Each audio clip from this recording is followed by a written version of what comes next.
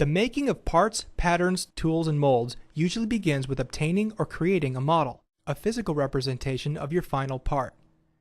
This model can be a carving, a sculpture, or more commonly in today's world, a machine master model.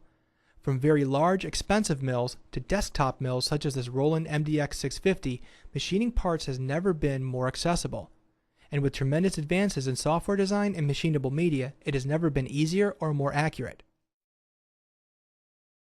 Whether you plan to machine a positive part or a negative mold from which to cast a positive part, choosing the right machinable material is critical.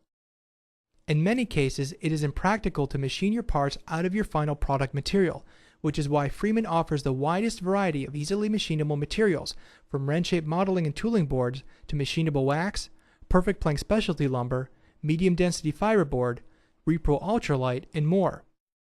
Each material has its own unique characteristics, which will affect how the models are machined, how long they will last, and what you can do with the models once they are machined. This and other videos and our website are designed to help you choose the best materials for each project.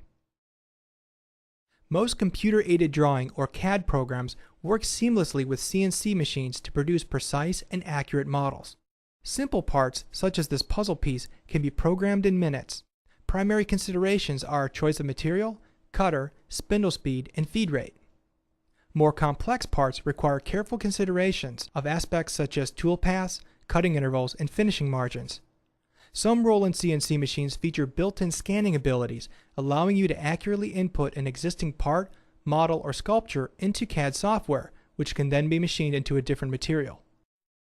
After a surfacing pass, most parts are best machined with one or more roughing processes in order to remove a greater amount of material in a shorter time. These passes often use larger bit sizes and faster feed rates because the final surface finish isn't affected. After the roughing passes, most parts are machined with one or more finishing processes in order to produce a dimensionally accurate model. These passes often use smaller bit sizes and slower feed rates to produce a nice, smooth finish.